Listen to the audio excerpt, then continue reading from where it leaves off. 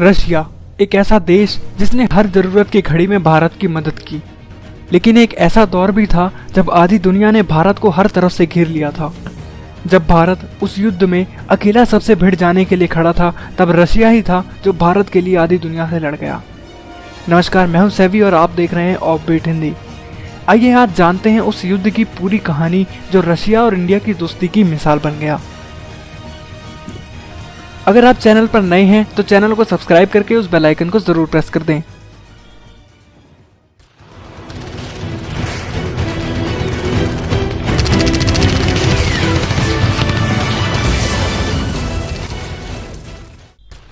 साल 1971, Indo Pakistan war. दोस्तों, साल 1971 से पहले बांग्लादेश पाकिस्तान का ही हिस्सा हुआ करता था, जिसे ईस्ट पाकिस्तान नाम से जाना जाता था। मगर ईस्ट पाकिस्तान में रहने वाले नागरिकों को हमेशा पाकिस्तान से अलग थलग करके रखा जाता था। ईस्ट पाकिस्तान में रहने वाले लोग बांग्ला बोला करते थे, जबकि वेस्ट पाकिस्तान को इससे कोई मतलब ही नहीं था।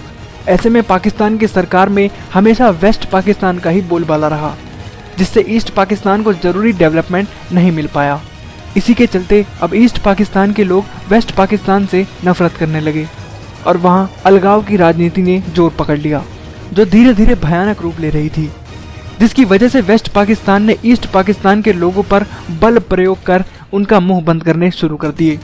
पाकिस्तान के डर की वजह से ईस्ट पाकिस्तान के लोग भारत में अवैध तरीके से प्रवेश करने लगे।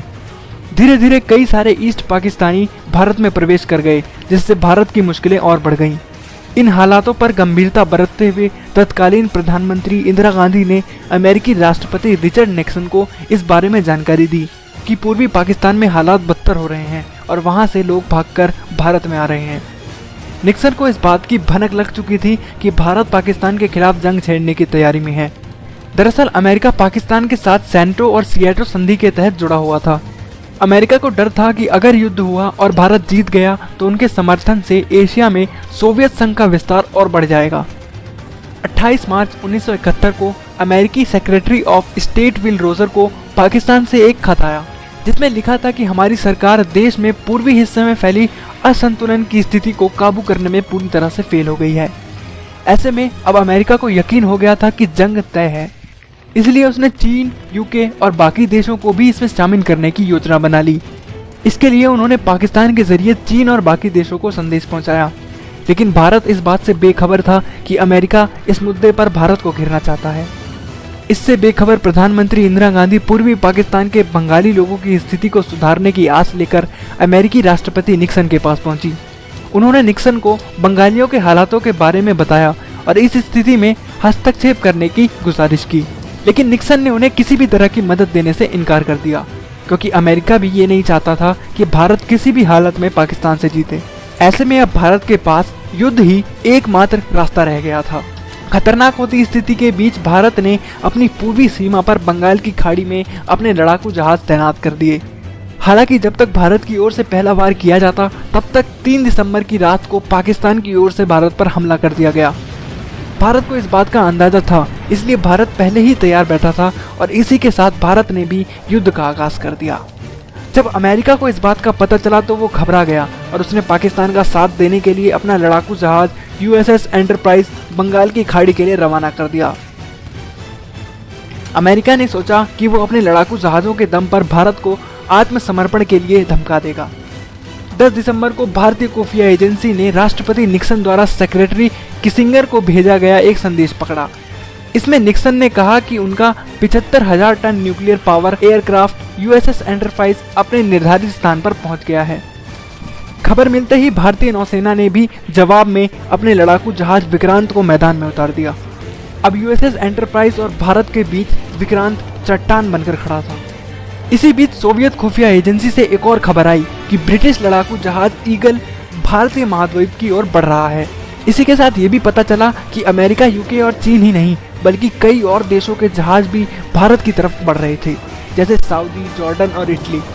हालांकि इसके बावजूद भी भारत घबराया नहीं और प्रधानमंत्री इंदिरा गांधी ने सख्त रवैया अपनाते हुए दुश्मन का सामना करने का फैसला किया।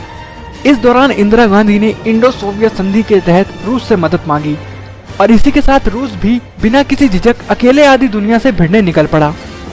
13 दिसंबर को एडमिरल व्लादिमीर कुर्गलियाकोव के नेतृत्व में सोवियत संघ ने न्यूक्लियर हथियारों से लैस अपने लड़ाकू जहाज और सबमरीन भी भेज दिए। उस समय रशिया के पास इतने लड़ाकू जहाज नहीं थे जिससे वो सभी देशों को रोक पाए, इसलिए उसने अपनी पूरी ताकत लगा दी। रूस ने व्लादिवोस्तोक से अपने सोवियत क्रूजर्स, डेस्ट्रॉयर्स और न्यूक्लियर सबमरीन इंडियन ओशन में उतार दी। इतने लड़ाकू जहाजों को देखकर यूके की हालत पतली हो गई और वो आधे रास्ते से ही वापस लौट गया। अब बारी थी अमेरिका की, जो कि लगातार भारत की तरफ बढ़ता जा रहा था। रूस ने अमेरिका को रोकने के लिए अपनी मिसाइल्स अमेरिकन एंटरप्राइज की तरफ कर दी। रूस की मिसाइल्स की रेंज सिर्फ 300 किलोमीटर तक ही थी और इसीलिए रूस रिस्क लेते हुए अपने बैटलशिप्स को दुश्मन के बहुत करीब ले गया, जिससे दुश्मन उसकी रेंज में आ सके। और इसी के साथ कमांडर ने भी सबमरीन्स को पानी के ऊपर लाने का आदेश दे दिया, जिससे अमेरिका उन सबमरीन्स को देख सके और उसको ये बात समझ आ जाए कि भारत पर हमला करने के क्या परिणाम हो सकते हैं। जब अमेरिका ने रूस के लड़ाकू जहाज देखे तो वो भी समझ गया कि रूस के पास हर वो चीज मौजूद है जो समुद्र में एक युद्ध जीतने के लिए चाहिए। रूस ने अमेरिका को सीधे सीधे चेतावनी दे दी कि अगर उसने भारत पर एक भी हमला किया तो वो परिणाम भुगतने के लिए तैयार हो जाए। और तभी अमेरिका के शिप भी वापस मुड़ते नजर आ गए। चीन को भी रूस ने सीधे सीधे तौर पर धमका दिया कि अगर भारत पर एक भी खरोच आई तो हमारी तरफ से भी चीन पर हमला कर दिया जाएगा। चीन भी अब समझ गया कि रूस से लड़ाई उसको बहुत भारी पड़ सकती है, इसलिए वो भी दुम दबा के वापस भाग गया।